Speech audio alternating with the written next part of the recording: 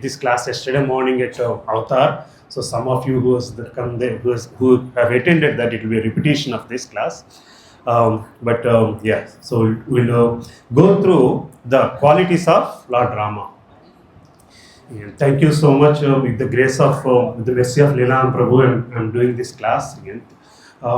So we'll try to go over some of the qualities of Lord Rama. So of all the avatars of God, Rama avatar is one of the avatars of the most worshipped avatar. Like after Krishna avatar, if you look at Rama avatar is one of the most worshipped avatars, basically, right? You will find a lot of Rama temples everywhere, especially in Telangana, Andhra Pradesh, by mercy of Bhadrachalam or Ramadas. We are actually in the same proximity where Ramadas once lived, basically. Ramadas, a great devotee of Rama, not long back, like 400-500 years ago, he lived in this area. Probably his cart or his chariot must have gone this way. Basically, we might be driving in the same roads that he once lived, basically, right? So that's our fortune. So again, of all the avatars, each avatar has a specific purpose. Like Narasimha avatar has a specific purpose of rescuing Prahlad or taking care of Hiranyakashipu and so on and so forth. You don't see the pastimes of God in other avatars apart from Krishna avatar. Only in Rama avatar you will see a lot more pastimes of Lord himself. You can see Rama growing up, Rama getting married, Rama living here, Rama living there, and finally, of course, Rama took care of Ravana and all that story. But that's just one part of it. So the purpose of Rama avatar is really to teach the world of his qualities. To live, each one of us have to live according to his lifestyle, right? So why should we learn about his qualities? Does anybody want to answer? Why should we learn about his qualities, basically? What is there so much to learn about God's qualities, and why should we learn? Who wants to answer that question? If you learn, we can inculcate. Okay. Any other answers? To follow dharma. If you implement at least 1% of his qualities, and what happens if you implement his qualities? Why should we implement even any qualities? Sorry? Life becomes perfect. Any other answers? Somebody? In progress in devotion. Life becomes more purposeful to reach Krishna. See, our goal of our life is that, right? You want to reach God's abode. We call it Vaikuntha, Ayodhya Dham, Golok Dham, but we want to go there, right? That's the purpose. And Rama avatar is also for that purpose only. He wants to take all of us back. See, for example, I'll tell you a small example. What is the purpose of mathematics teacher? To teach mathematics, right? So he has a class students of 60 people. Who will be his favorite student? Someone who does maths properly. So someone follows Rama's qualities will be his best student or best person to go back to Godhead. So for that reason, we need to understand God's qualities and then try to impress him by following his own footprints, basically, right? So if we really want to impress God, we have to listen to his message. We have to follow his message. That's what it is, right? An English teacher will not be impressed so much of somebody's mathematical skills. But a math teacher will like a mathematics student because he's actually listening to his class and is following those instructions and is progressing in that. The same thing applies to God and especially Rama avatar. Because the purpose of Rama avatar is Rama's avatar is to live as Maryada Purusha and to show the world how to live like a 100% grahastha. What's the mindset of a grahastha should be, basically. That's the reason why Rama is like Akapatni Vrata. Akapatni, this thing. Like only one wife.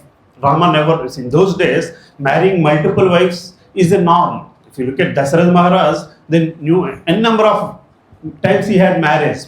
But Rama wanted to show the world how a grahastha should live.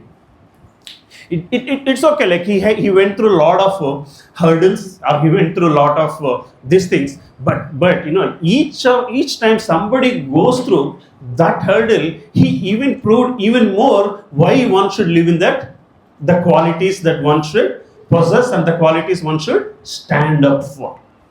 That's what we need to learn from Rama Avatar. So all your answers are right, to perfect our life better, but that perfection has to lead or has to converge with devotion to please Rama.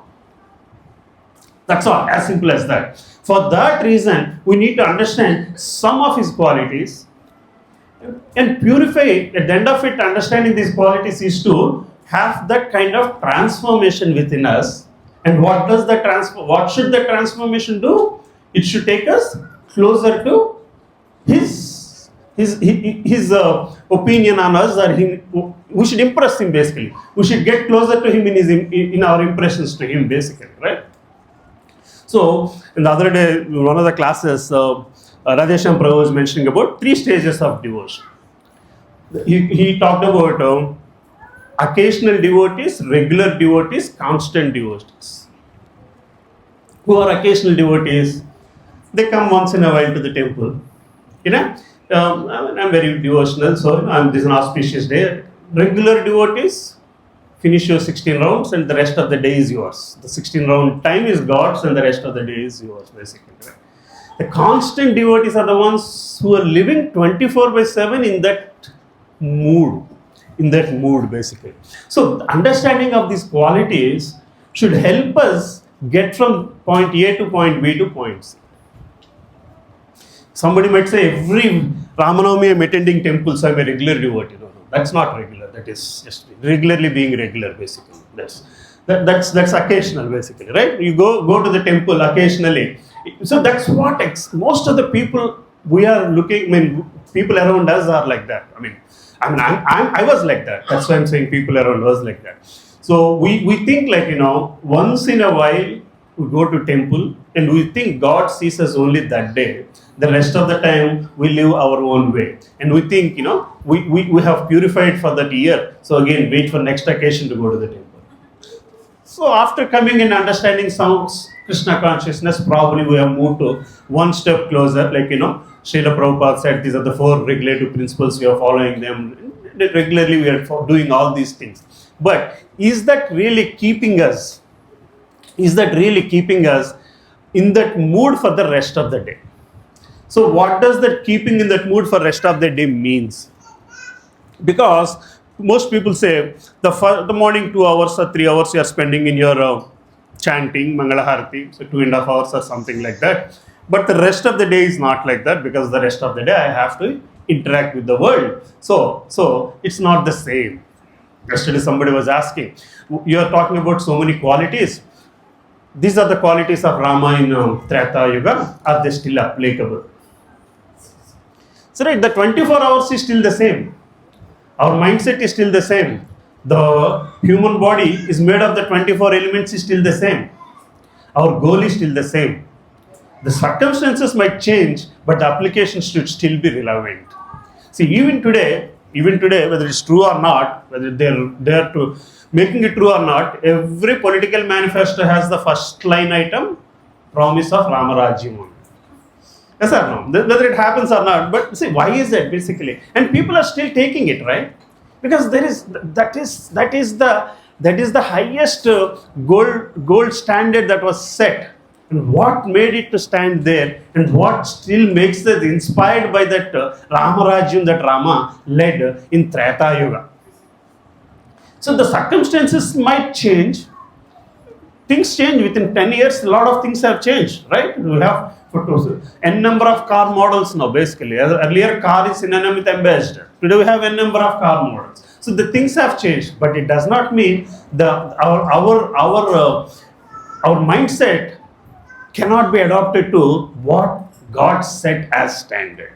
For that reason, at least we should learn about God's qualities, primarily to apply it in our day-to-day life. That's all. As simple as that. By doing so, by converting our day-to-day activities, and doing those activities with one or two or some of God's qualities itself will help us.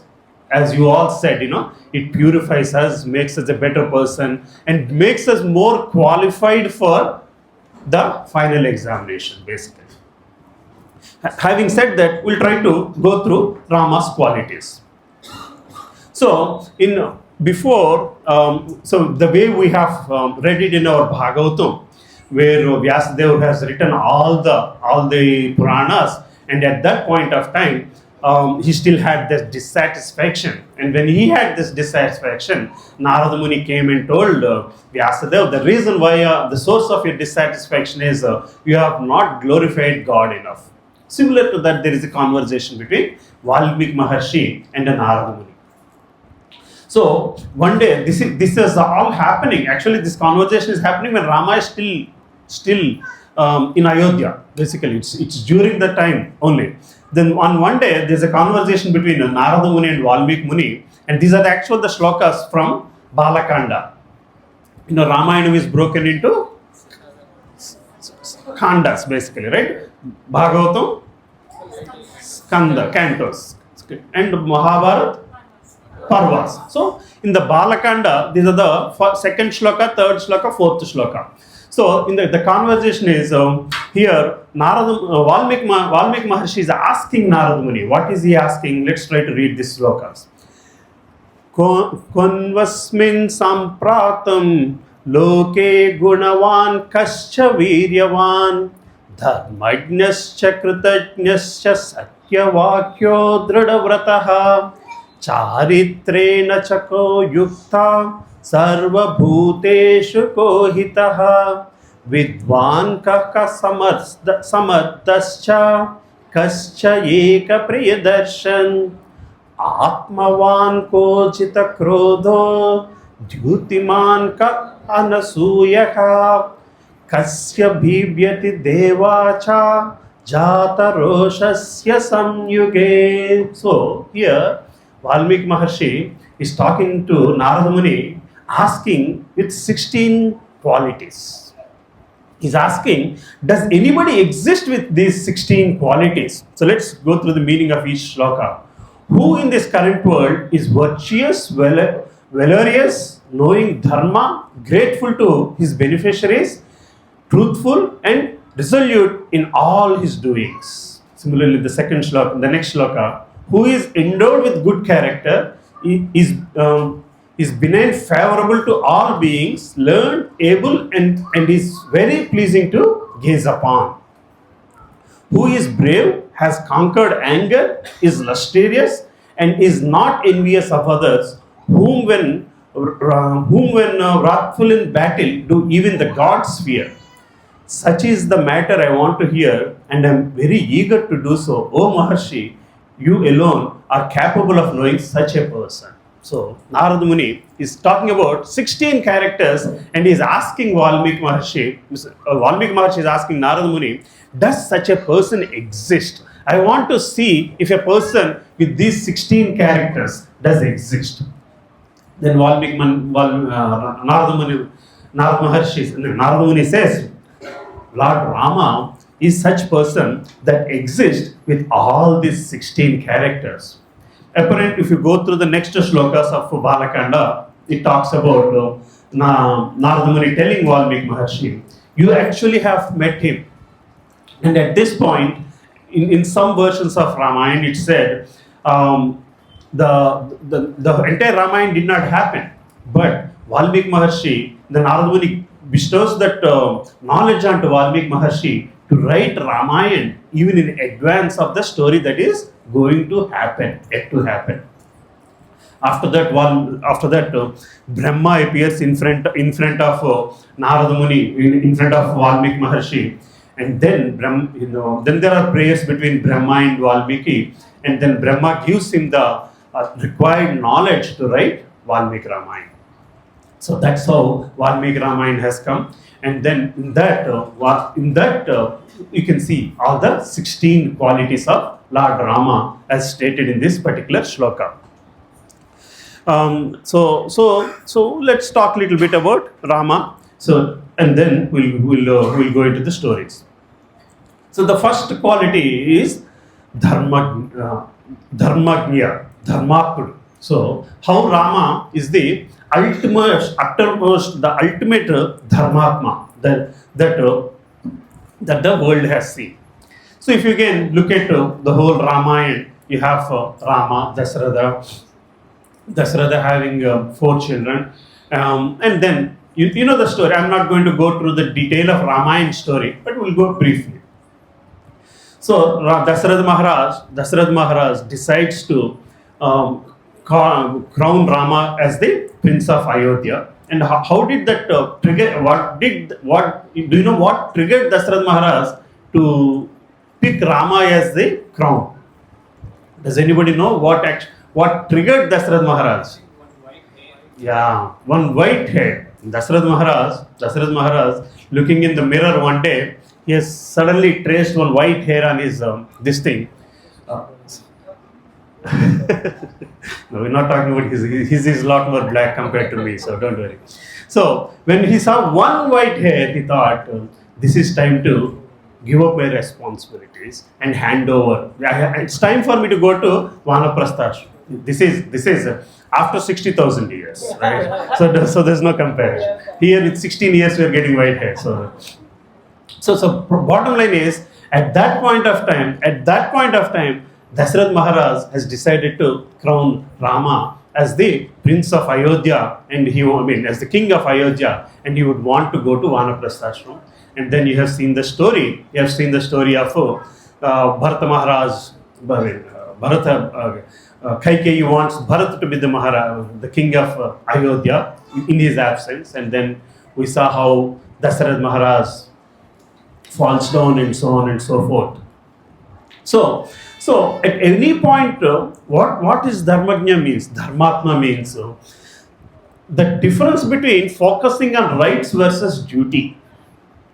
Rama is always duty bound rather than rights. It was his right to become the king. It was not there a day before, and it is not there the day after. It's overnight the things changed. He is the eldest son, and he's got every right to become the king. But then he wanted to fulfill the duty as the eldest son, the desire of his father. Though Dasarath Maharaj never asked him to go to forest. His father has promised his stepmother, really. Kaikeyi is the stepmother, but it is not even Dasarath Maharaj's desire to Rama to go to forest, but circumstantially that is what it is, and he thought that is his duty to fulfill the responsibility as the eldest son of the family. That is his responsibility to fulfill father's boon to his mother, and he decided to go to forest rather than fighting for his rights. Duty versus rights. This is a constant fight that always happens in offices, right? People talk about rights, not about their duties. Today is 31st. It's my right to get my salary. It doesn't matter what work has been done or not done, basically, right? This is what we all in modern world worry about. It's all about rights, really. How many of us really think, am I doing my duty? Have I earned the right to get whatever I'm getting because of the duty I've done? Forget about work. Work is the easiest example. In real life, we all think it's our right to have 2 legs, 2 hands, 2 eyes, 2 ears, 2 nose, one nose and everything. But we never think, this is to fulfill our duty to please the God. We always think of our rights rather than, if we think it's having all these karmendriyas is to fulfill the duty of serving God. If not, there's no purpose of this. We talked about this lot number of times actually in other classes also, basically. Rakshasas take boons and then fight against. They forget that they have and every Rakshasa, what is the biggest boon they all go after? Immortality. I want to live forever. And then what do you do with that? And then they think that is they have got that as their right, and then they can do anything after that. They are not worried about the duty that is fulfilled. That is combined with that particular right or particular facility or particular boon they have. In reality, all our life is the same thing. All our lives we are doing exactly the same thing. Yes or no, Prabhu? All our lives we are doing exactly the same thing. The moment we have slight difference in your blood pressure, you're actually going to doctor and he's giving you a boon to not to die with blood pressure. He's giving you a boon not to die with cholesterol. And if we do not take care of that boon and as that as an opportunity, that extension of life as an opportunity to serve the God, how are we different from Rakshasas? We think, it's our right to live forever. And that day Gauranga Darshan Prabhu was giving this example. Telugu movies especially, the hero will have one gun in his hand and 10 guns the other villains will have. They'll be shooting, but hero will be running. It will go all over the place, but nothing happens to his body. We think the same way. We see death all over around us, but we think we are those heroes. Nothing will happen to us because we are protected by so many medicines. They are also protected by same medicines basically, but we never realize that the span of or the shortness or the length of the lifespan that we have. And our lifespan is a gift.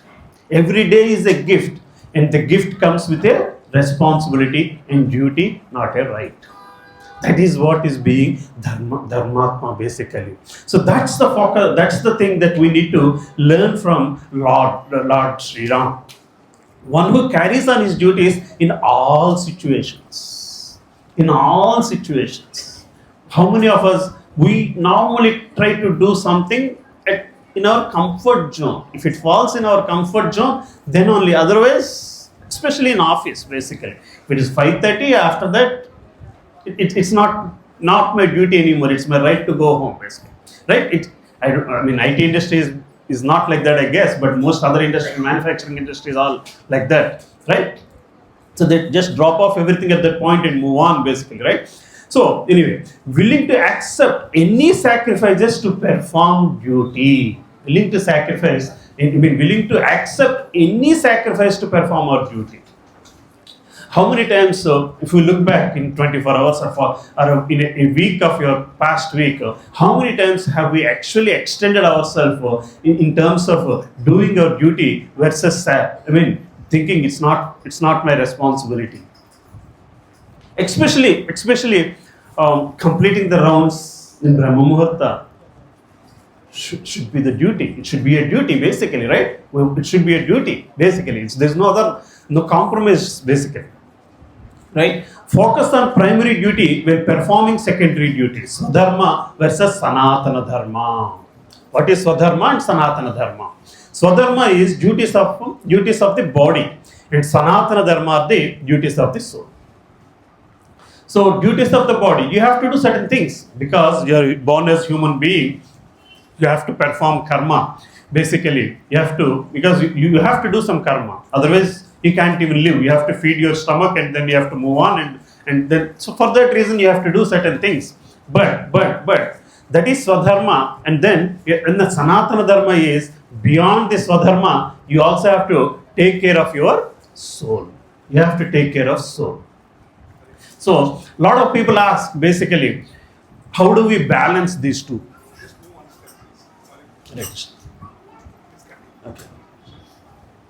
Right? So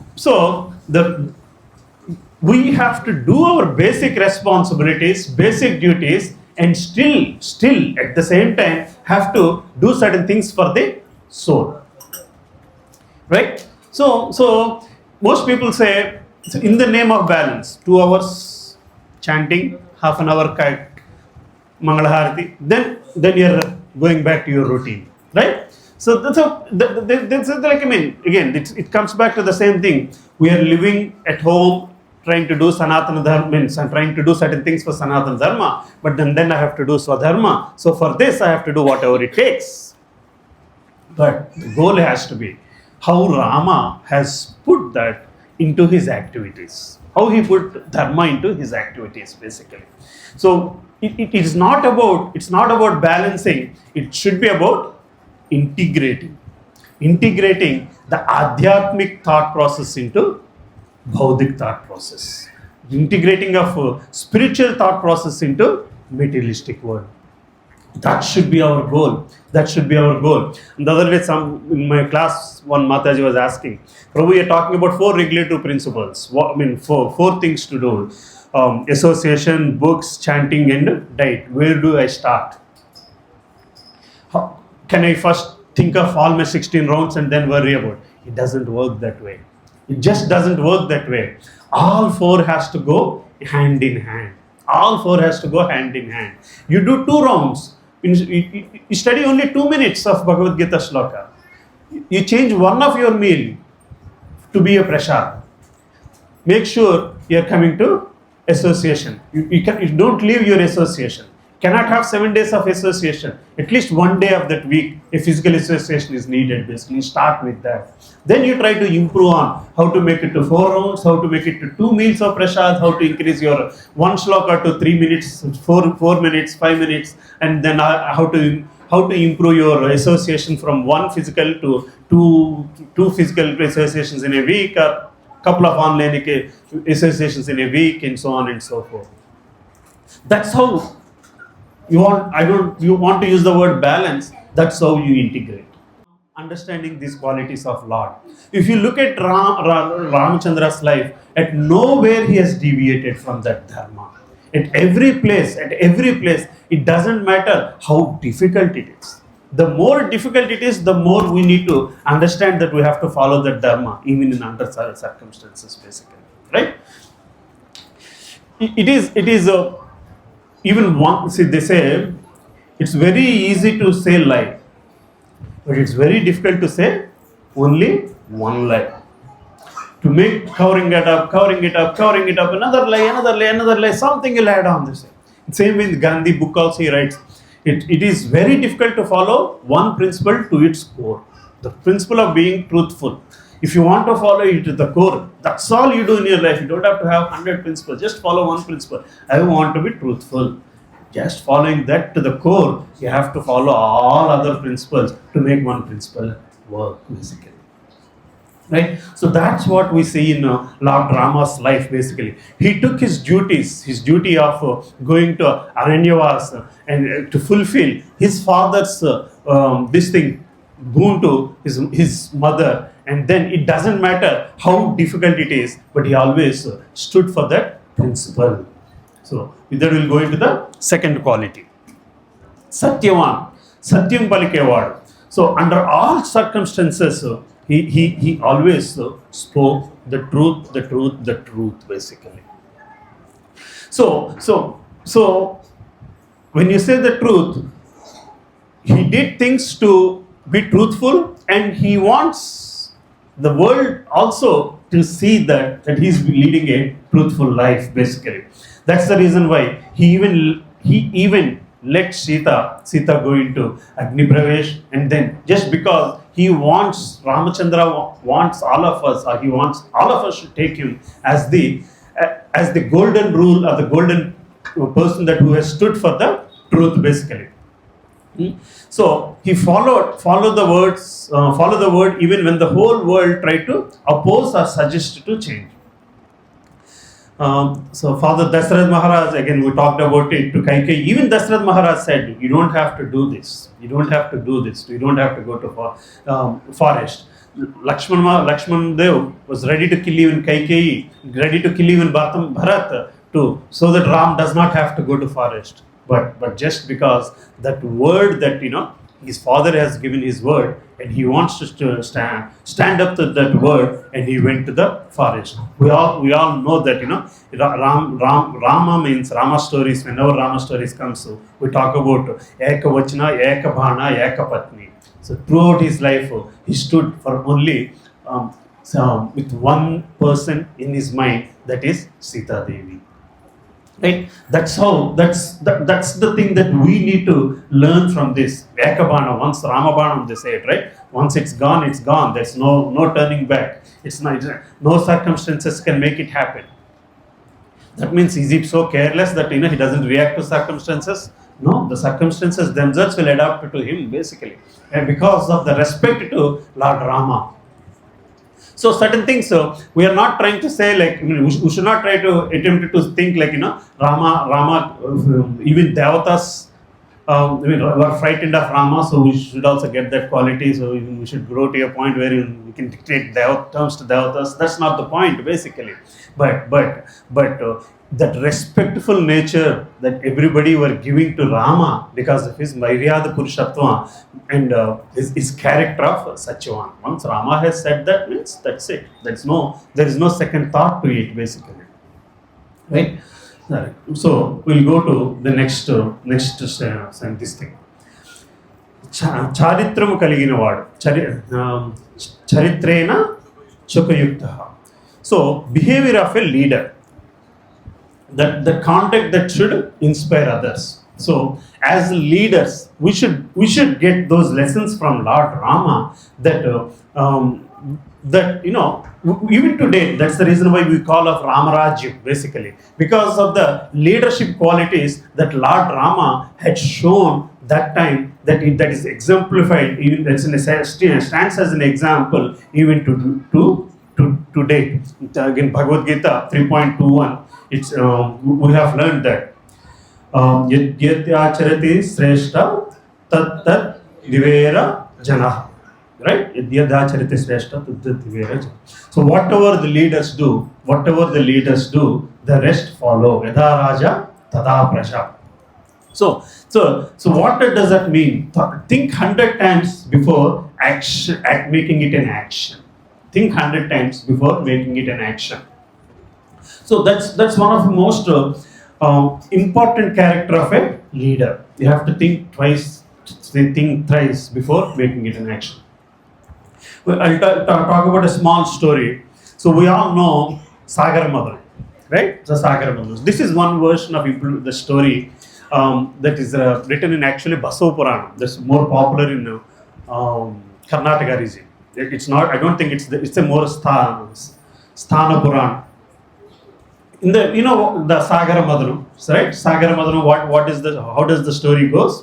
You have Devatas on one side, Rakshasas on one side, and they're churning the milk ocean, and you're getting different products or different things that are coming out of that, basically. So in that particular Puran, they actually writes like this. It is the Rakshasa Tattva and Daiva Tattva, Devata Tattva fighting on a cause. So every day we have similar things, basically. We want to make a decision. There is always this conflict or friction between the good and the bad. Both of them have to be, they try to divert you to one way or other way. Then what happens in the Sagara Madhanu? The first thing that came is Vishnu Halahal, right? First thing so any time you are thinking, the first thought that comes is definitely negative thinking. So you take that first thought and start running, you're actually running with poison. You should further continue till the second thought, the next thought, that further thought is the nectar. You have to wait till that nectar comes. Until then, you have to still further keep it. And don't go by your intuition. Don't go by your first thinking. Until that nectar comes in, you have to keep thinking. And let not that Visham cross even your throat. Just don't spell it out. Just don't even cross it out. Learn it from Ishvara, that you just keep it in your throat and don't make it into an action. Don't make it into a word. Don't make it into anything out of it. What happens? Then you get the nectar. And what do you do with the nectar? You distribute it to the Daiva Tattvam, Devata Tattvam, the goodness of your thinking process and not to the bad, the negativeness of the thinking process. And if some of it goes even to the negative thinking process, the nature will go like eclipse, basically. That goes to the Rahu, Ketu, and then it will be abnormal and unnatural things will start happening. See what I'm saying? So the thought process should be like that.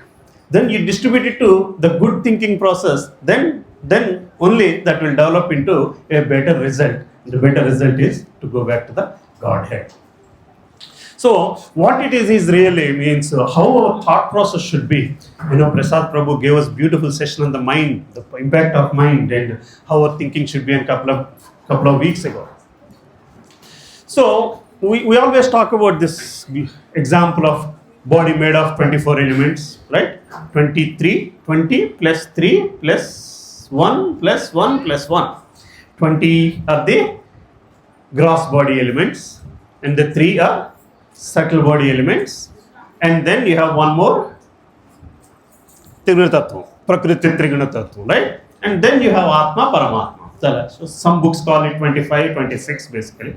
That there are 20 elements, 20 plus 3 plus 1, 24 elements that are materialistic. And then you have the spiritual world, which is only one. Honestly, it's only one. That's easy, right? That one should rule this 24. In all honesty, that one should rule this 24. We should climb up to that one. That one, the decisions have to come from that one. If you look at the 23 elements and then you have the 24th is Prakriti Triguna Tattva. If you take Rajoguna, Tamoguna, Sattoguna, and if you multiply all these 23, you have 72 combinations really. Our thinking process, our acting process comes out of one of these 72 combinations, the domination of one of these 72 things basically, right?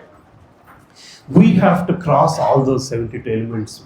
When there's a conversation between two people, honestly, this is what happens. We are in one of those 72 blocks and that person is one of those 72 blocks, and then there is a conversation happening. So now the result will be based on where we are coming from and where he is coming from. If you are speaking in a Sattoguna, and if he is hearing in Tamo, his ears are in Tamoguna and he is hearing in Tamoguna, the result will be 1. If he is hearing in Rajoguna, the result will be 1. If he is hearing in the Sattoguna, the result will be 1, basically, right? So why I'm saying all this is, our thought process has to cross this 72 model and get it into that spiritual thinking.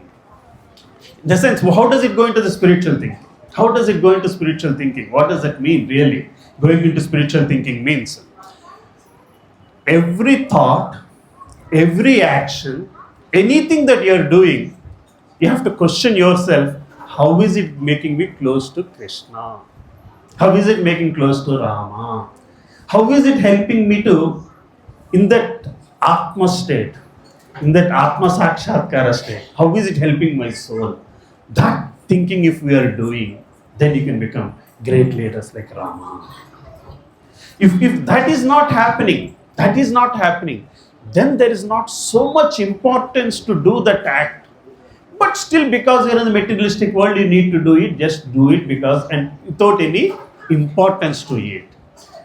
You're understanding? This is how you actually integrate spiritual world into materialistic actions.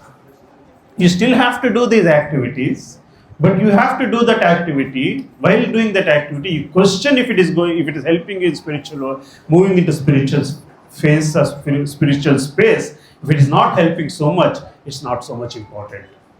It does not mean you should neglect it. Probably you have to do it, but it's one of silly things that are happening. Even if you're getting a big lottery ticket, and if that ticket money is not helping you to move into spiritual world, it's one of the most silliest things that happened in your life. Right? That's what we have seen in Parikshit Maharaj's story. He didn't care, he didn't mind what, it doesn't matter anymore now. After these 7 days, all this is zero for me. So these 7 days, the boon out of these 7 days is to figure out what I need and get out of this place. That's all. So that's the reason why they become that kind of leaders basically. And Lord Rama is that kind of leader, and he takes responsibility of anything and everything that he is doing, and he thinks 100 times before acting on a process basically. Ramayana sets the standard that is impossible to achieve, thus reading it inspires us to change.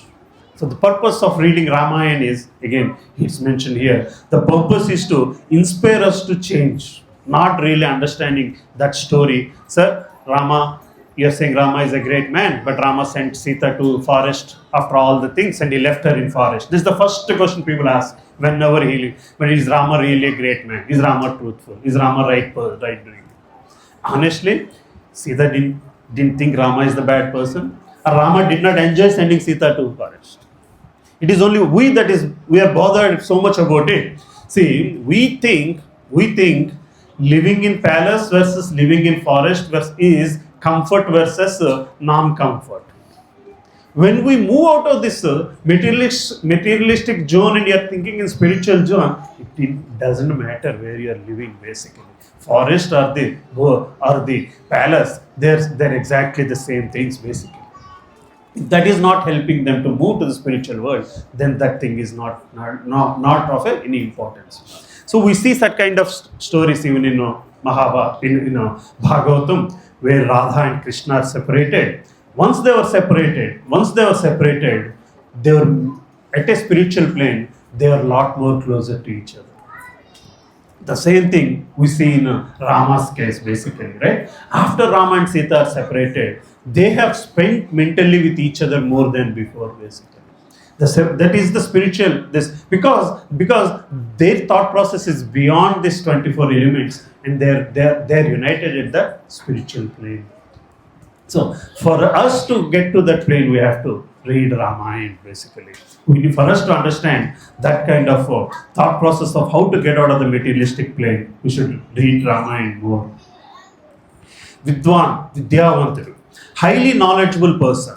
So what is knowledge really? Highly knowledgeable person. Knowledge that is, Rama never felt like, I finished my 12th grade, I'm done. I finished my engineering, I'm done. Basically, constant learning. Learning has to be a constant process. It's not like C++, C hash or something else basically. At the end of it, that learning has to help us get closer to God. In the olden days, people would say, somebody who died without full life basically. If somebody who didn't live for 100 years and they died, they would say, ayo, he ardhayishga chanipoyadu. He left his body soon, very soon. It's just because he didn't have an opportunity to purify himself. He did not get that opportunity to purify himself to go to God basically. So today we say, he died early. His father had so much property, he did not get a chance to even enjoy anything in the day. That's how it has become basically. It's not about the property that he failed to enjoy. It's not about the marriage life he failed to enjoy. That's a different story. It's enjoyable or not, but he failed to enjoy that, failed to enjoy this. That's not what it is basically. Somebody died. Somebody did not have an opportunity means to live long, which means he did not have opportunity to purify himself before leaving the body. After all, this body is the greatest opportunity that mankind has to purify the soul, to make this as the last life, right? That we talked about it also a few times. The process of becoming parent means giving body to your soul so that the soul gets an opportunity to purify and make this the last life.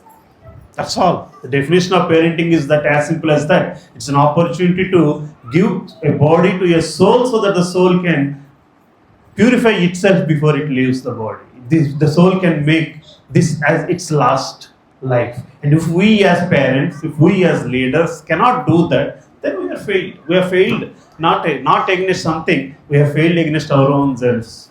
They say like that, right? There are lots of rules, people don't obey the rule. He did not break a rule, he broke himself against a rule. People don't break against rules, they break themselves against rules. All rules are made by man. Basically, you can't break a rule, you just break yourself against a rule. If you don't follow a rule, it's not like, right? At the end of it, why do I say you broke yourself against a rule? You are responsible for it. Your karma is responsible for it. You're going to face the karma of it, basically. The same thing happens if we don't engage ourselves in lifelong learning, the learning of rejecting materialistic world and engaging in spiritual activities. That's the opportunity this life has given us, and that's what we need to learn from Lord Rama. Every time he's interested, he's learning. See, Ravana, he fought all this thing to kill Ravana, and Ravana on his deathbed was teaching Rama certain things of life, and Rama was listening it like a student. Rama, at that point of time, there is not that enmity is not a factor anymore. Enmity is not a factor anymore, basically. We have seen how Arjuna learnt lifelong lessons from Krishna. The 14 years of exile for Arjuna is to learn certain things, and that continued even with the Bhagavad Gita, and with what mode Arjuna has learned is something What do you want, Bala? Hare Krishna? My dad's phone. Your dad's phone. He wants. So this is what we need to learn from Rama, the art of learning. What we need to learn from Rama is the art of learning. So he has that higher taste to learn more from sages. Was one of his internal desire of Rama to accept for 14 years of exile. He took that as an opportunity to meet lot of sages and learn certain things of life. So every day we have to keep our eyes open to certain portions of YouTube, not everything of YouTube basically, right? So that we have to, every day there is so much of new material is getting added to YouTube basically from within ISKCON circles. There is Radheshyam Prabhu channel, every Prabhu, every Maharaj has his channel, and all those channels are getting a lot of new information basically, and all that information is not, should not be data for us, but the source of transforming for us to with only one goal, that is to go back to Godhead. So this is what we need to learn from Rama, Sita and Lakshman, the art of learning to move into those directions, and that shows Rama's Vidwan character. And Viryavan means he's the most courageous person, Viryavantu. So his courage, follow the orders of Vishwamitra. So what orders did he follow from Vishwamitra? So we know the story. Vishwamitra comes to Dasharath Maharaj and asks, please send me your two sons. I'm doing Ignum and I need their help to kill these Rakshasas. And one of the Rakshasas, Tataki, is a lady, female. And Rama hesitates whether should I kill her or not. But what does Vishwamitra says? Vishwamitra says, please go ahead. She's just a lady, but she is in a more demonic than most people. So the femininity is not there. Then there are two choices. Rama could simply say, no, my consciousness does not let me kill a woman. It doesn't matter how powerful she is. But then he chooses to listen to his guru. Let what the world might say, but my word, me following my guru's words is more important to me. That's all. Follow the orders of Vishwamitra. See, the courageousness of taking a decision means we have to have the same kind of courage to follow our guru. We have to have the same kind of courage to follow our guru. What is the purpose of guru in our journey to spiritual world? So it actually is from a purport from Puranjana Charita. Again, I'm not going to Puranjana story. In Puranjana story, there is a time when Puranjana falls on the wife's feet for because he made her angry for not taking her to forest and all that stuff basically. But in Prabhupada's purports he writes, Puranjana, what is that is the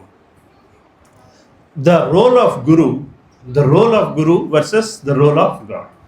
The role of guru is to take us out of the materialistic world. The role of guru is to take us closer to the spirit. And the role of God is to take us closer to the Paramatma. You see what I'm saying? With only help of guru, you can cross those 24 elements basically. And at the end after that, it's the Paramatma that attracts us to him, and then that's when we have to go to spiritual world. What does it mean really? The role of guru is only to a point to take you out of materialistic thought process. After that, your own effort has to be your devotion. Even then, if you have not surrendered devotionally to Paramatma, then there is not so much going to happen basically. Having a guru is the greatest opportunity in life. Having a guru is the greatest opportunity to understand how these 24 elements are acting and enacting and how we are reacting to them basically. At that point, if we start surrendering, the moment you are vacating yourself, your mind is vacating itself from these 24 elements, then what is left is Atma Sakshatkar. That's the responsibility of Guru to take you to the point of Atma Sakshatkar. At that point, if you start surrendering, then the Paramatma starts listening and starts you to attract towards him basically. So this is what we need to learn from Rama, his surrender. He is God himself, born in a human being, and he was telling us why we should surrender and how we should surrender. It doesn't matter it's popular or not, right? So then his courageous. He has one goal to take care of Sita. He has one goal to get rid of Ravana, and he decides to build the bridge across Lanka, right? So when you follow dharma, then this you automatically get to the point of viryavan, basically. It will happen one way or other. That's what Guru will put you closer to the God, will put you closer to the Paramatma, and then you are not acting, you are not alone, working for yourself. There is Paramatma working for us, basically. And that's the character we need to learn from Rama, from his Viryavan character. Dealing with all relationship, keeping ideals in front of him, right? Never give up fight when there is a need. 14,000 soldiers defeated in a single-handedly. So these are all different things that we see of Lord Rama. Courageous does not mean not being fearful. It only means not to give up even when there is fear.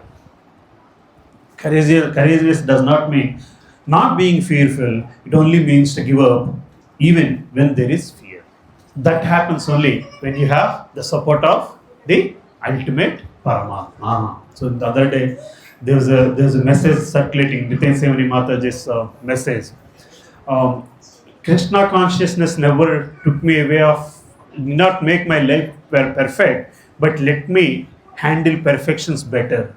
It never made my life perfect, but it let me handle imperfections better, basically. Because imperfections are always going to be there. That's the nature of materialistic world. If it is designed to have the imperfections so that you run for a perfect world, basically. You have to think of a perfect world. Until then, otherwise you feel here not too comfortable, basically, right? So that's more about the Viryavan character of Lord Rama. Let's get on to Gunavantudu. Under all circumstances, you can't lose your ground. Great qualities filled in the personality. Remaining extremely humble despite of all the talents. Lord Rama has so many talents. Yes, right? With the way he was able to kill the Rakshasas, or any of those things, basically. The way he stood up to the word that he has given. But his humbleness is something that we need to learn to. Today, if we get too little bit successful with the person you are comparing with, right? You're never going to be ultimate successful person. Basically, there's nothing like ultimate success in materialistic world. It's all relative term, right? Success is relative term. If you feel like you're little successful against somebody that you are comparing with, your humbleness is gone, basically, right? You become so great about it. The God is so merciful to me. That's the word you say. But that is, God is merciful to me. The me is the bigger than mercy part, basically. The emphasis is on the me part, basically. Then where is humbleness? People, I keep hearing people, with the mercy of God, I was able to get this job, Prabhu. The I is very big in that. The I is very big. The God is very low, small in that, honestly. That is the humbleness. You talk about humbleness, nothing but you can talk about only humbleness when you see life of Sita. You can talk about only humbleness when you see life of Bharata Maharaj, Lakshman Dev. Our most humble person is Satrugna. Satrugna was never in the limelight. See, sir, he's only serving Bharata Maharaj, right? Dasa. Bharata is serving Ram, and Satrugna is serving only Bharata Maharaj. When everybody is opposing him, and everybody was standing against Bharata Maharaj, right? We talked about that last Rama Navami also. I think we talked about that story here already. Bharata Maharaj, everybody, the whole Ayodhya is angry with Bharata. They think, it's only because of Bharata Maharaj this whole story happened. So when he was going out, they would be throwing stones at him. So he would wake up at 3 o'clock and go to the river and finish the bath and come back, because before the life starts, he would go and come back. And Shatrugna would make sure that Bharata is safe, basically. When the whole world is against him, this man is serving him. Because only Bharata is serving Lord Rama. This is humbleness, basically, right? So Bharata Maharaj, the whole world is opposing him, but he's only living by serving the lotus feet with the padukla of Lord Rama, basically. Lakshman Dev, he never left Rama. When Sita left Rama for 1 year, or Sita left Rama for the rest of life, the day from the point of birth till the point of his death, Lakshman Dev was there with Rama, with the same humbleness. It's not easy, Prabhu, to have that kind of humbleness in serving Lord. When will that happen? We know that we are serving Lord. We are serving Lord, and it has to be unconditional. This is the kind of humbleness Lord Rama wants his brothers. Lord Rama wants everyone in this world to have. Without that, why does Lord Rama wants this? Unless we have these characters. Unless we have these characters, we cannot impress him. Unless we impress him, we cannot get out of this world. Right? That's all. Why would I need? This is the examination. He's given you 16 points. Please pass through at least 10 of them, 5 of them, 4 of them, at least one of them. If you can pass through the core of it, when you can pass through all 16 of them, you are as great as the Lord himself. Then you get Sarupya. Right? That is Sarupya. Same as God. The Sarupya Mukti means you have to get all those things, basically. Right? Then he broke the bow. He broke the bow into 2 pieces. But he didn't. He said, Sita Devi was trying to come with the garland. What are you doing? I just followed my Guru's orders. I'm not ready for this. He asked me to lift it. He asked me to take care of this bow, and it broke on the process. And that's all my responsibility is. It broke on its own. I didn't do anything. I was only trying to fix it, basically. And it broke. That's the humbleness, basically. Right? You see that in Dharmaraj. You see that in, again, Lord Rama. See, we talked about this also a lot of times when we talk about Dharmaraj. So the whole courtyard that told him, you are at fault, you lost your kingdom.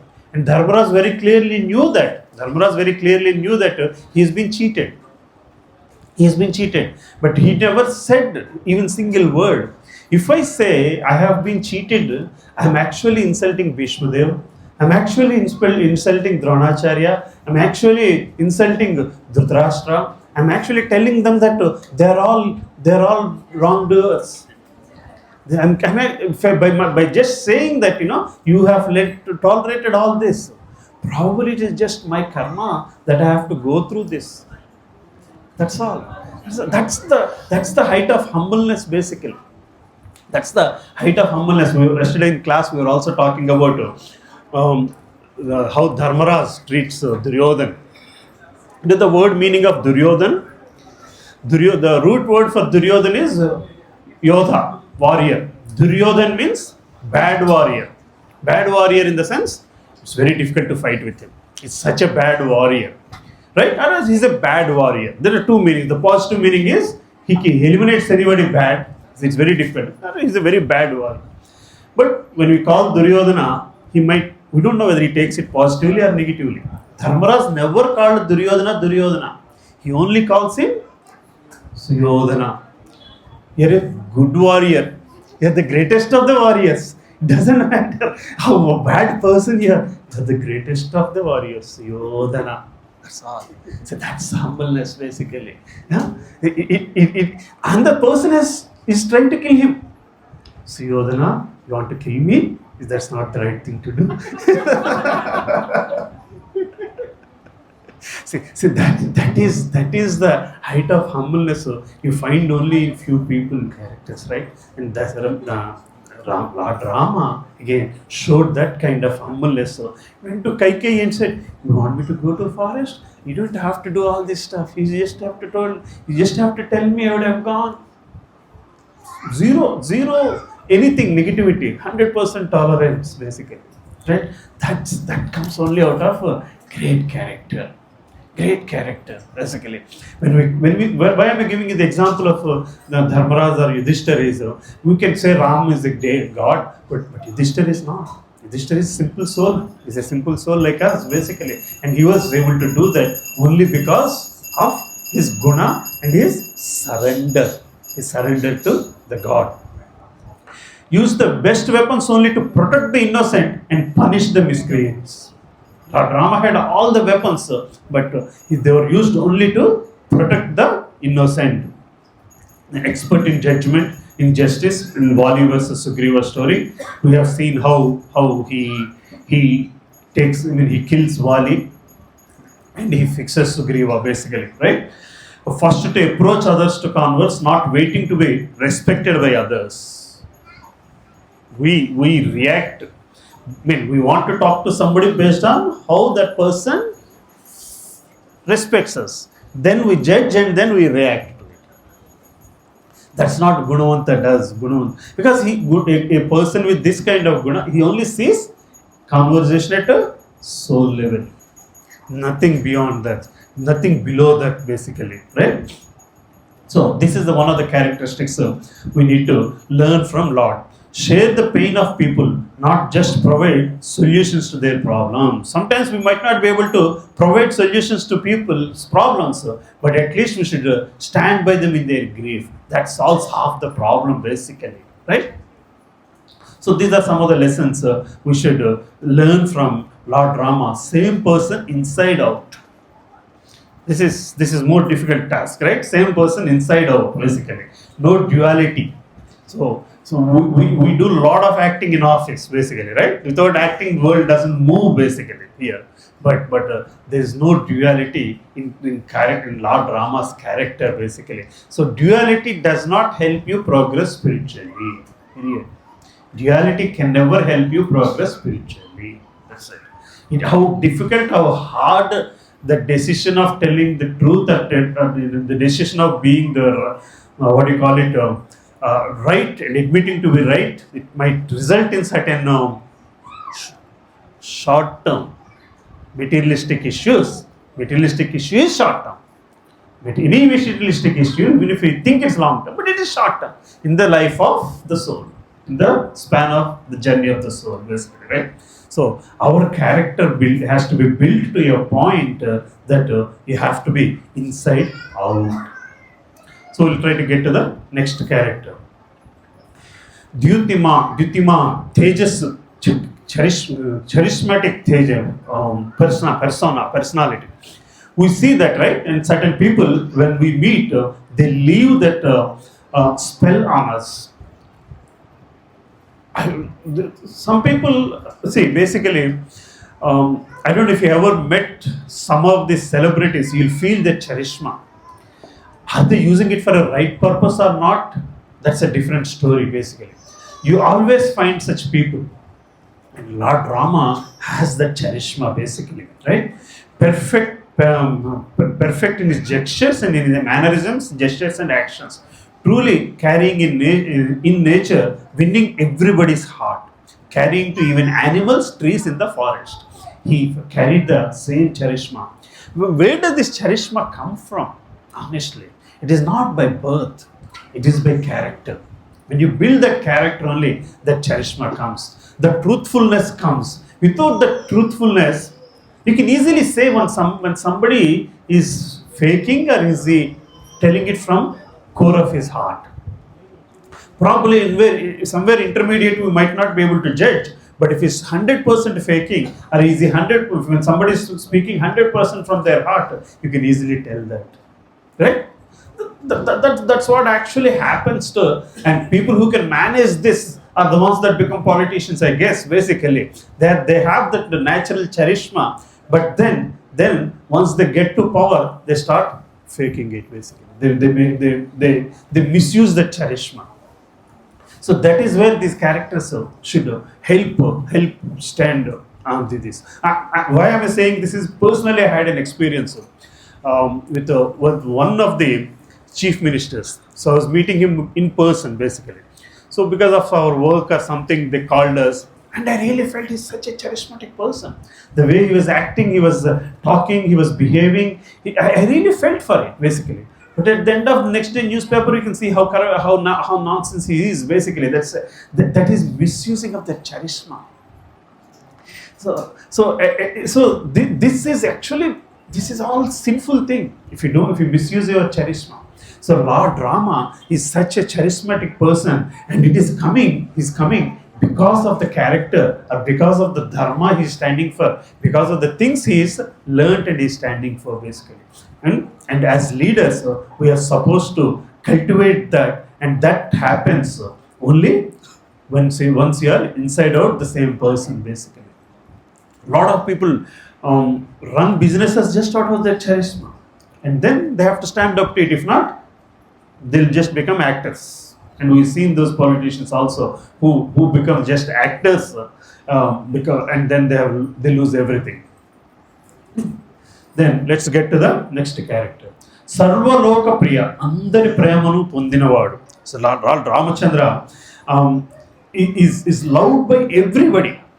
So when he enters the forest area, the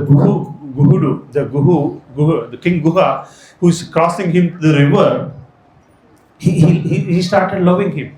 The little squirrel started loving him. So they basically, why would somebody love him so much? Because he loves them so much. He loves them so much. Only when you can love somebody, it cannot be one way.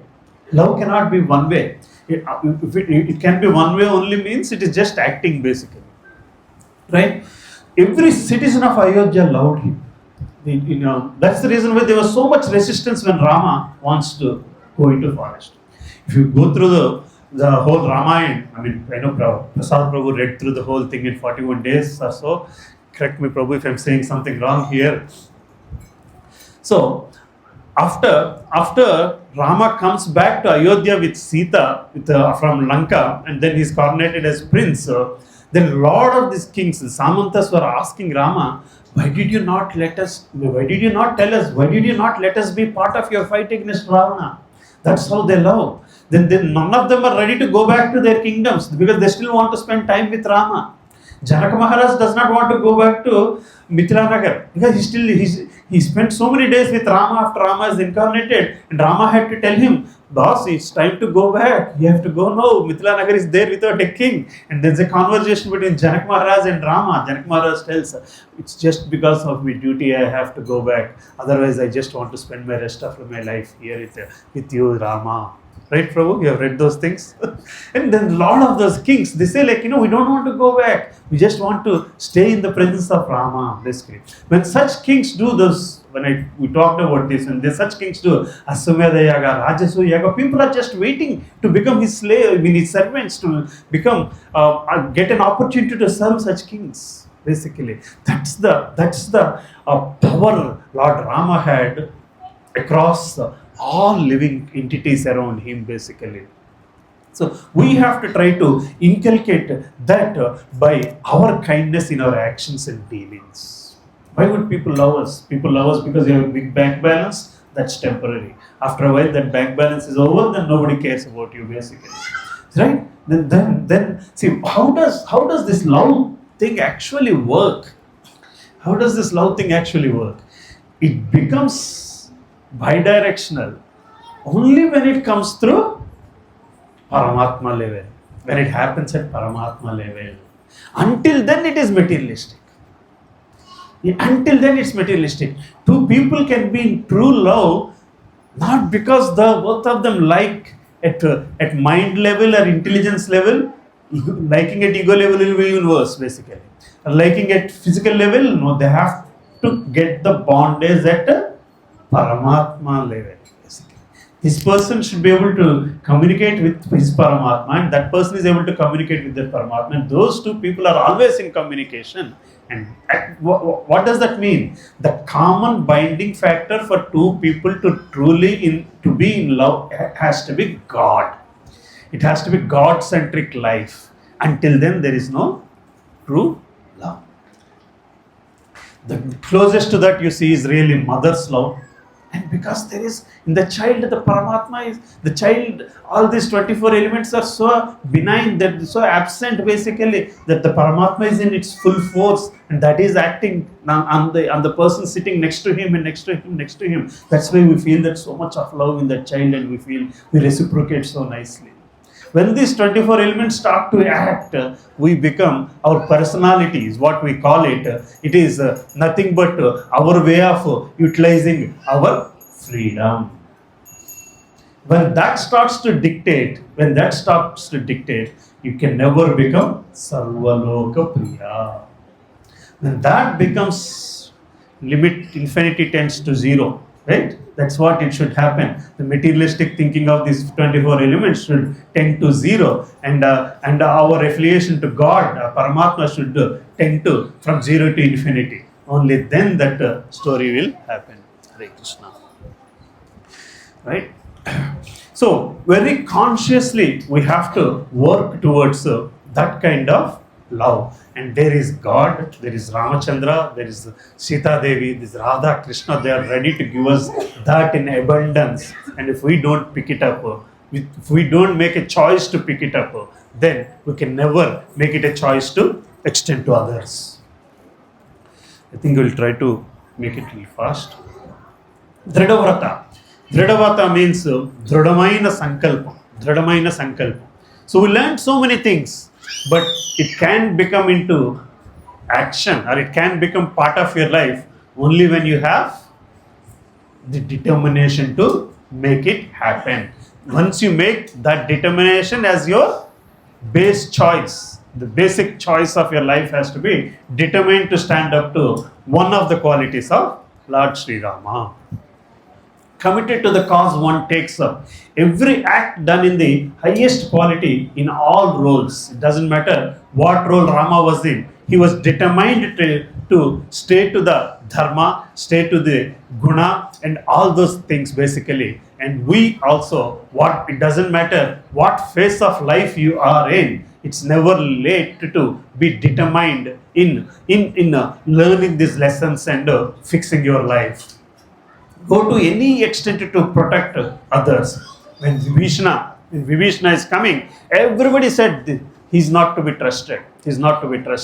But Rama was determined to trust him because he was asking for Saranagati. Basically, he's surrendering, he's asking for its protection, he's asking for an opportunity to serve him. And Rama was determined to take care of anybody who surrenders in that way and asks him for an opportunity to serve him. That's the determination mind of Lord Rama. Shelter to everyone, despite of all objections. Accepting Vibhishana in between the war. If he is able to accept Vibhishana, he can easily accept us at any point of time. It's accepting that. What is stopping us from him to accept us is just we index our determination to surrender. Following 14 years of exile to the highest standards of eternity, he was determined to follow. See, he never entered into any village also. He never entered into any this thing also. He was determined to live only in the forests. That's the thing. Satyavak means that's the thing he wants to fulfill, and then he has to fulfill it to the core of it. How much of are we determined to eat only prasad? Forget about forest living and all this stuff. Basically, how determined are we to just one condition, one little rule that we wanted to follow. You see what I'm saying? It's not easy to be in that determined state, basically, to follow that. Within 2 days, that some question will come into our mind. Is this really working? Is this really going to work if I eat only prasad? Yeah. Sorry, Prabhu? This is needed. This is needed? That question will that question will come up within 2 days. Within 2 days, you will see somebody. Maya will come in one or other form and try to put that question basically. What happened to your own intelligence? Why are you doing this? That question will come. That is all testing us to the core of our surrender to Guru, core of our surrender to the cause of leaving this life, leaving this body, and leaving this, making this the last birth basically. How determined are we to make this the last birth? Right? This at least we have to learn from Lord Rama to see how determined he was in spending those 14 years to the principles that he put himself to. Enthusiasm never goes down in any situation. Our enthusiasm to stick to your principle, how enthusiastic are we to stick to your principle? That we have to question ourselves, Prabhuji and Mataji. Unless we question that, we can't stand determined. Unless we are determined, how can we get out of this Janma Mrityu Jara Vyadhi cycle? This lifetime only. You want to get out of this lifetime, then you have to be determined. That's it. There's no other rule. There's no other shortcut to it, basically. Right? So, at least we should pick on some of these qualities from Lord Rama. Once you have that determination, automatically you will get samrataha, samadhat. So, samadhatva, basically, it automatically, the God is there to make you qualified for the activities that you are picking up. People say, when they say, like, when we hear Gaurang Darshan Prabhu or Radheshyam Prabhu or any of these people, it's God making me do it. And that is true. Their activities are actually being taken care by Krishna only. All that they are doing is determined to do the activity. And the capacity to do the activity is coming from external forces only, basically. If they think it's coming from themselves, then they fall off immediately. Then they are not even sticking to the humbleness of what you are doing, basically. Right? So, again, most of the characters that we see we cannot pick and choose. They go entangled or tangled with each other, basically. Highly focused in any level of pressure. Then see, how much focused are we at the height of pressure, basically.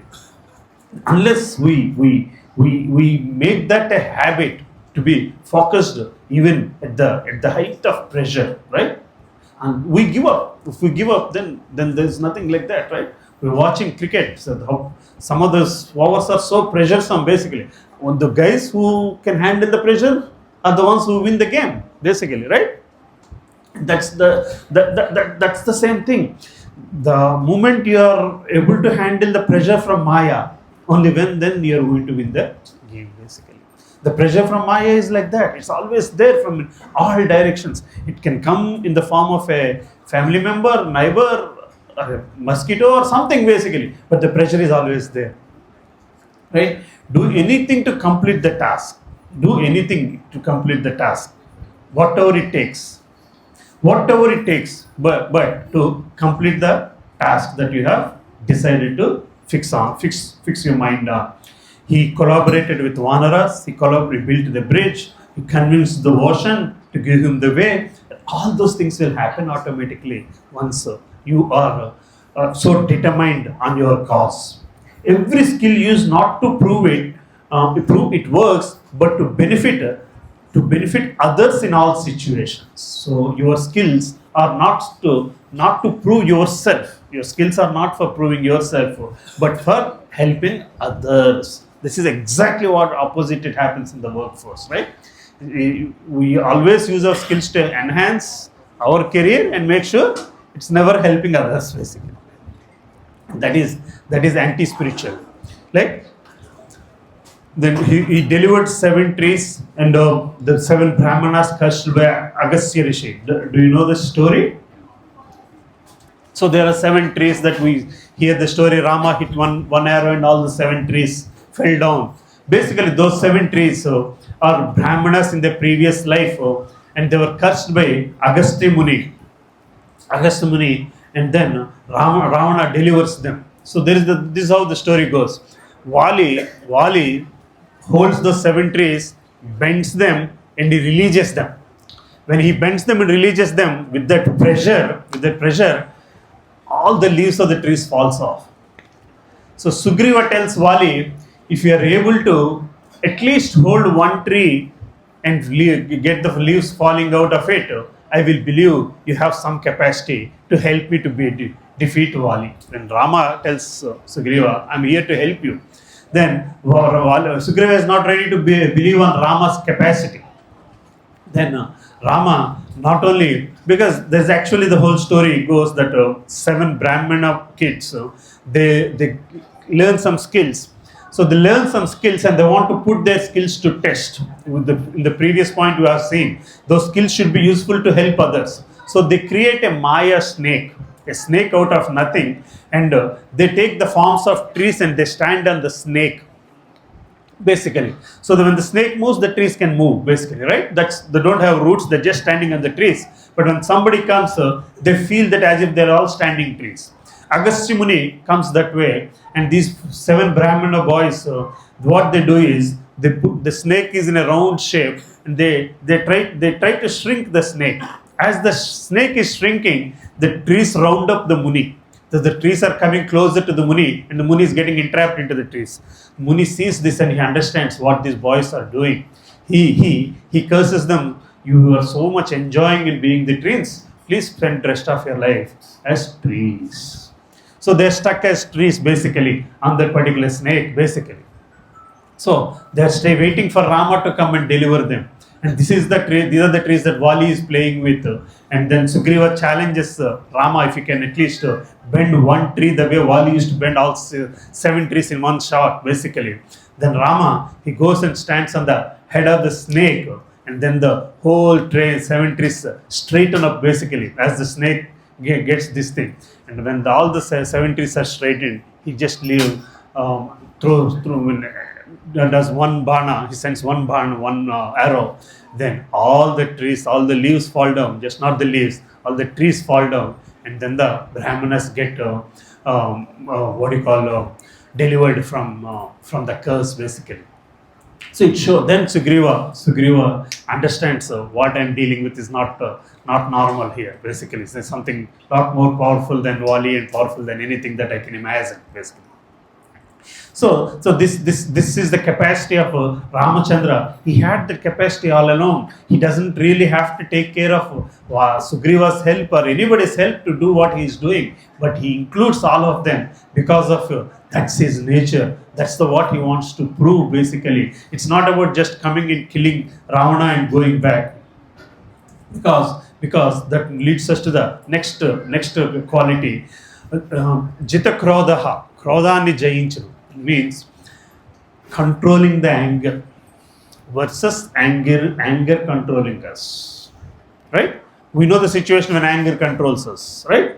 That's what happens when 2 vehicles just touch each other. You can see anger controlling both the people there on the road. Right? And then the entire rest of the people watch it like a movie. But because the anger is controlling them, at the end of it, at that point, it's not going to fix anything. It's not going to fix the dentist dent. The dent is still there. It's just satisfaction of ego. It's just speaking out of ego. The anger is controlling the ego, basically. You have become slave to the anger. Why? Because you're not in the best state of any of these 24 elements. They're sitting in their particular chambers. All of them are trying to be more active and totally taking you out of the soul consciousness, basically, right? So, controlled by anger versus controlling anger. When can you actually control anger? When you are outside the state of materialistic thought process. Anything is temporary. Duality, we see that Sthitaprajñatvam. Sthitaprajñatvam is a nice principle, nice law. Getting away from duality is a very, very nice thing to say, very easy thing to say, but when you want to practice it, it's very difficult. And that is only possible. That is only possible with the help of the Supreme Personality of Godhead. So once to get out of the duality state, it's not just possible with how many Vedas you read or how many yajnas you do or how many homas you do perform, and nothing, none of them can help you. Only that helps you get out of the duality is surrender to the God. So Rama has shown us how to control his anger, act anger and not be angry. Just use the angry feeling, basically, right? Anger was only a medium to remind others of their responsibility. So when you act anger, then the other person gets reminded of his responsibility. When you are acting in anger, then you have to remind yourself of your own responsibility, basically, right? You are going to cause some bigger damage. What does really causing damage means? You're simply signing up for another lifetime, basically. That's all. Right? Then Atmavan.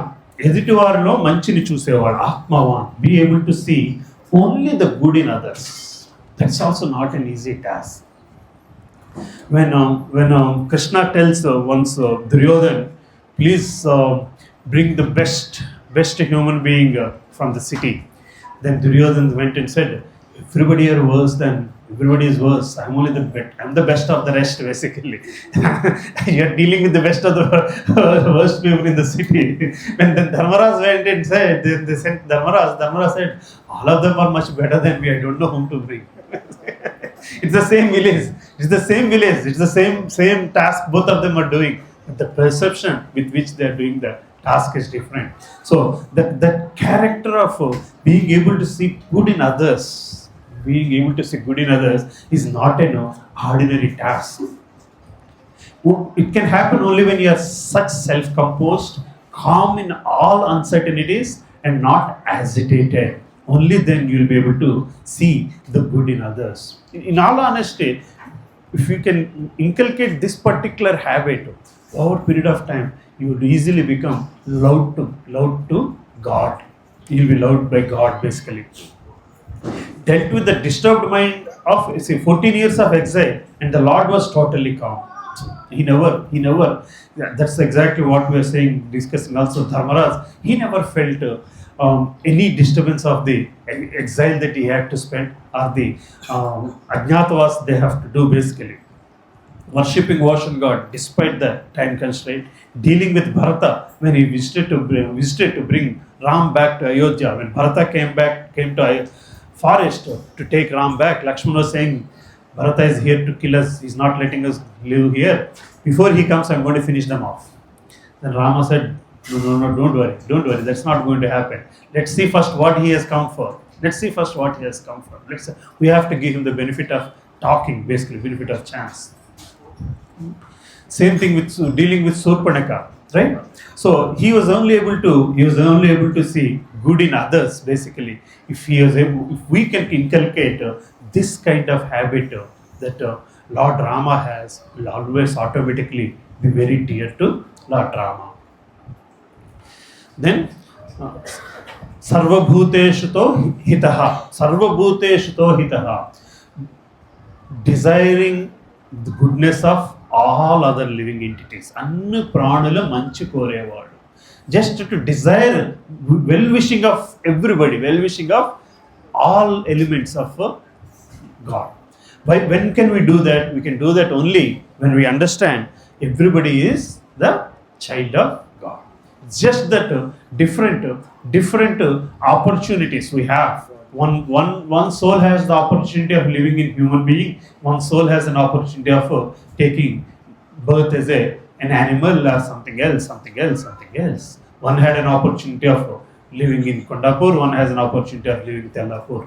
But still, just be able to see the soul connectivity. The only connectivity is soul connectivity. The soul connectivity, rather, basically, right? When we see that, only then we will be able to be someone that wishes for everybody's goodness. Jatayu is one of the lowest of bird species. And Lord Rama actually did the, samskara, antima samskara, final rites, pindakanda, which he has not done even to Dasarath Maharaj. Which even he could not perform to Dasarath Maharaj, but he took care of that. Just not Jatayu. We see that in many of animals and other things that he did the final rites during 14 years. This happened during COVID period. I actually met one person in Bangalore, in one of my visits to Bangalore. He and his friend, they almost did 300 Antima Samskaras during COVID period. Just anybody, he would give his number in the hospital. They give his number in the hospital. If their family is not ready to take care of him, just call me. And he and his friend, both of them did almost 300 to 350 karmakandas for people. And most of the times it like, they would call, most of them are some people whose children are living in America and so on and so forth. They were ready to send some funds, but they were not in a position to come, even if they wanted to come. Basically, he was like, the worst part was that this family is calling from America. This is one habit in America, right? Cost comparison. They would call from there and say which of these two options is cheaper. Whether in this, they would see it in the web, and this cemetery is cheaper and that cemetery is cheaper. My friend used to say, "Don't worry, don't worry. I'll find even cheaper. You don't send any money, but give me the gotra and name. I'll finish the task." Honestly, that is not a normal service, basically. And doing such service, this is if we do not deliver those dead, and if we do not do the karma kanda, they will come back. The ghostly life they will have. I should help them. He's not somebody in Krishna consciousness. Honestly, he's just a normal person. He's like a junior lecturer in a college, in an engineering college. He's a junior lecturer. He and is one more lecturer, both of them. I said, like, when you're able to do this so much, was your family okay? He said, no, none of them even know about it. we slept. They were worried. Both of them, they were worried. They were also worried that they might get COVID and the family might get COVID. For 10-15 days, they were only sleeping in the college because not even going to home, basically, because to keep them isolated. Anyway, so that kind of service, when will it happen? When can anybody do it? Is only when we are able to see that commonality in every living entity, and that commonality is not coming out of any of the materialistic elements, but it only can come out of the spiritual element, really, right? Then accepting Sabari's offerings and keeping all the moral distinct. Then Kritagnya means one who has so much of Kritagnyata bhava. Being grateful to even small service when somebody does to us. Being grateful to, he was so grateful to the small service that the squirrel was performing, basically. The little sand that is throwing, he never saw what kind of contribution it is doing, but with what kind of attitude it is doing.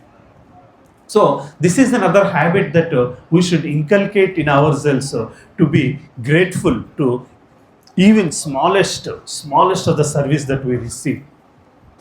We see a lot of places, and we see that lesser in Krishna consciousness, but in other temples or places, everybody expects some service to be done for them rather than they want to do some service, basically. Even when you enter Dharma, Dharma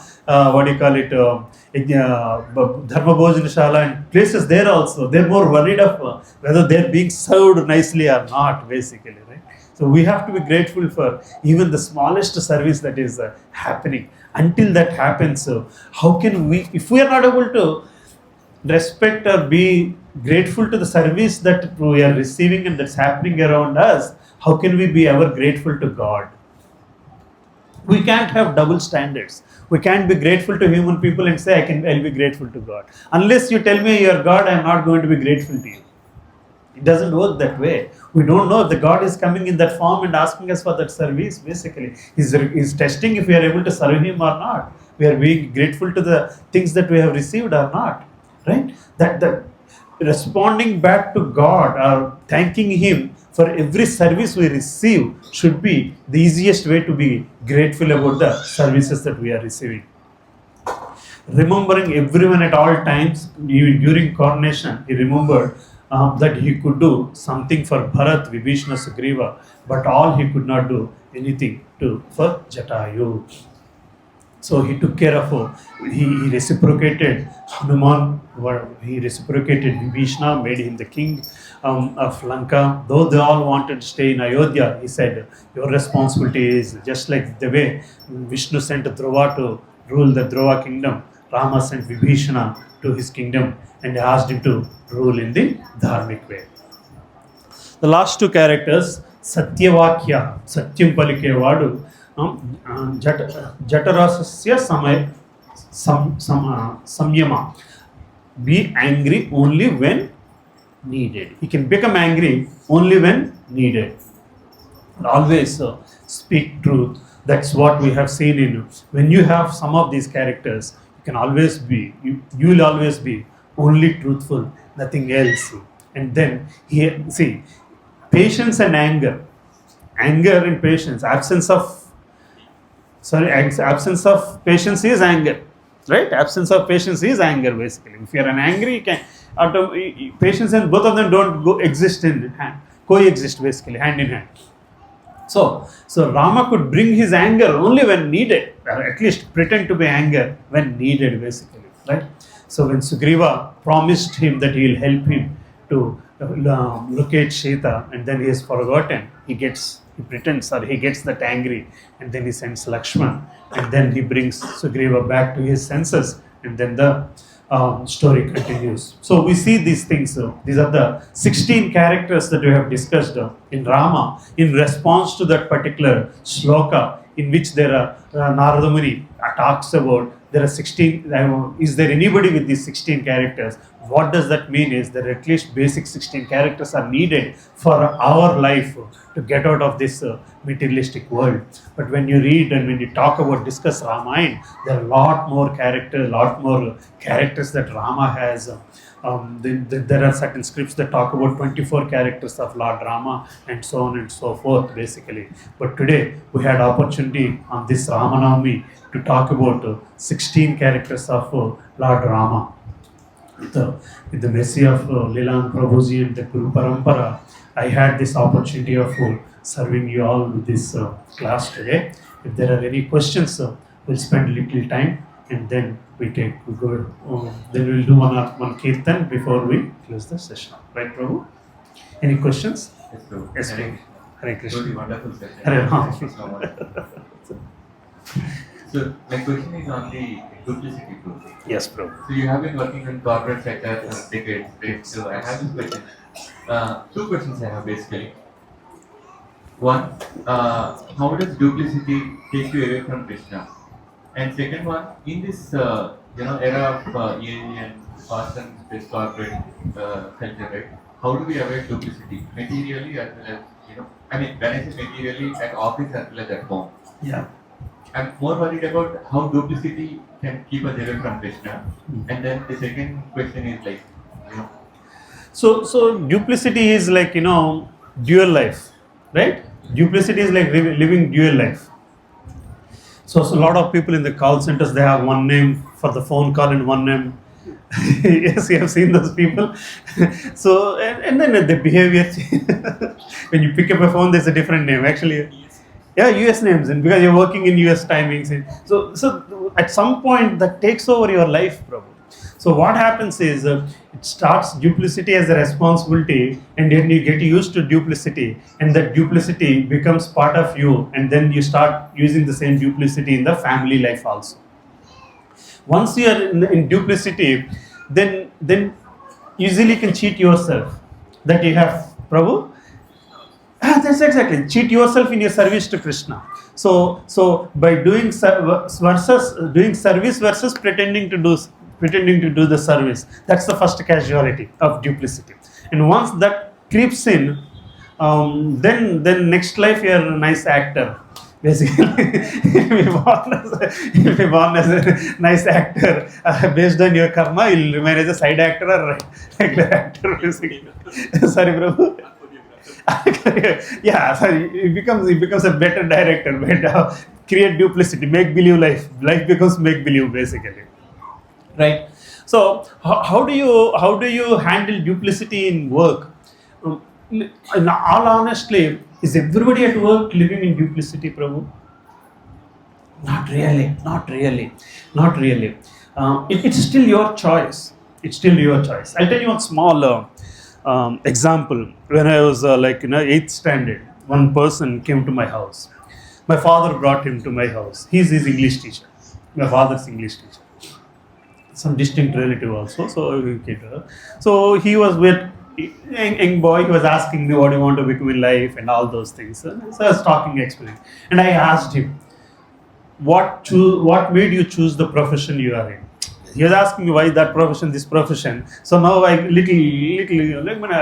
ego or whatever you can say, why he's asking me so many questions. I want to ask him what made you choose, what decided made you choose the profession you are in. Then his qualifications are BA, BL, BED.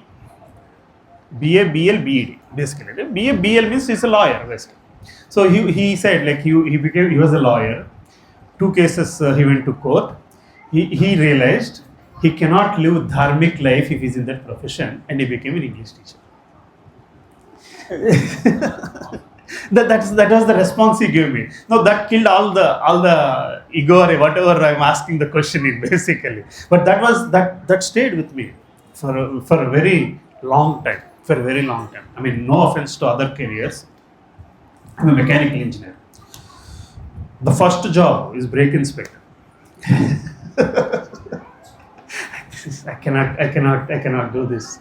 I cannot do this. I mean, I was almost this close to becoming a brake inspector, basically. And I cannot do this. I was ready to take up anything else.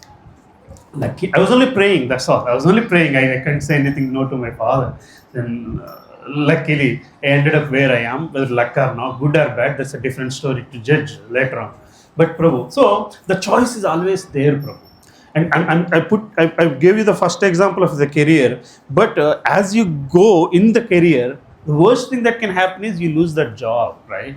That is still better than losing your opportunity to spiritual progress. That is still better than losing your opportunity to spiritual progress, Prabhu. So and I'm not saying that's an extreme step I'm talking about, and one doesn't have to go to that extreme step. If you are really not living in duality, certain things in work will happen in your favor only for that reason, including appraisals. There will be certain works in the office that are bestowed upon only those people who are not exhibiting the duality. The trustworthy jobs will automatically come to you, basically. Yes. So that's what I would think we should tackle it in the corporate world. Hare Krishna. Hope I helped some piece of it. Thank you. Any other questions, Prabhu's Mataji's? Hare Krishna, there's a Akinchan Prabhu. No? Another 5 minutes, Mataji. Hare Krishna Prabhu. Hare Krishna Prabhu. One of the qualities, Gunavan, Ah. humble respect of all Yeah. talent and all. Yeah. You have mentioned some example of breaking a bow in the middle and all. Sorry, bringing a Bow. In middle. What is that actually? No. I was just telling the story how the Sita Swayamvar. So Rama, there are 2 things actually there. Rama just followed he did not even know that he's part of a Swayamvar there actually.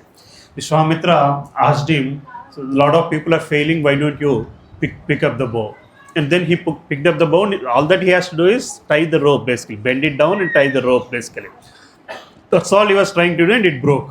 That's Shodhanas. And then the byproduct of it is marriage, basically, right? And then Sita knew that whoever could lift the bow and who could fix the bow becomes her husband. Then he never took pride in it, and when Sita was ready to garland him, he was all confused basically. And then the second part of the story is when as Rama they're going to the Ayodhya after that along with Sita, Parasuram comes. But the same thing happens. Parashuram says, you are the one who destroyed the Sivadhanush. No, I have not destroyed it. I only tried to fix it and it got destroyed. That was his answer basically. You see what I'm saying? That it failing is not my fault. That was his humbleness basically. And then he says, oh, you are such a great person, then can you fix Vishnu Dhanush basically? And then he brings the Vishnu Dhanush and then he breaks it. And then Parashurama understands this is Rama is not normal person. Actually, in one of the books, actually, it is said that Parashuram then sees the Goloka Krishna in Rama. There's the reference of Goloka Krishna in Ramayana at that point. Krishna is actually after Rama avatar, right? But that's a place where you have the reference to Goloka Krishna by Parashuram. When he sees Rama, oh, so you are that Goloka Krishna I've been searching for. Then he gets the benediction to see actual Krishna, and then he stays till the Dwapar Yuga, and he sees Krishna again, basically. Okay, bro. Prabhu. If someone says that Rama has all these great qualities because he's supreme personality Godhead, but how can a ordinary person can have this kind of qualities? What kind of answers we should give? See, Rama had all these great qualities because he's supreme personality of God, but he never exhibited the quality of being supreme personality of God. He exhibited all the qualities as human being. But I understand the question to some extent. Behind the mind, he is. Behind the personality, the persona is the supreme personality. That's why I tried to bring in some examples from Mahabharata, where Dharmaraj is an example, Arjuna is an example, and those things. Probably that's the easiest way to kind of explain those people, that these people have learned those qualities, and they have exhibited and they have succeeded in their endeavor, basically. Right? Taking examples from Examples from other things. But again, yes, Rama exhibited, Sri Rama exhibited all these characters only to teach us, only for us to follow. And the importance of Rama being God is, are the facility that what we get by following his qualities versus the qualities of Dharmaraj. Rama can take us out of this world, whereas Dharmaraj still he can recommend us to Krishna, but Rama can directly take us out. Basically. Probably that's where the godly factor should help. Right? I don't know, bro. That's to some extent. Hare taking Krishna. examples from Mahabharata. Yes, Prabhu. People that have followed. Could be the easiest way to explain other things. Krishna, any other questions? Hare Krishna. Sorry. We don't.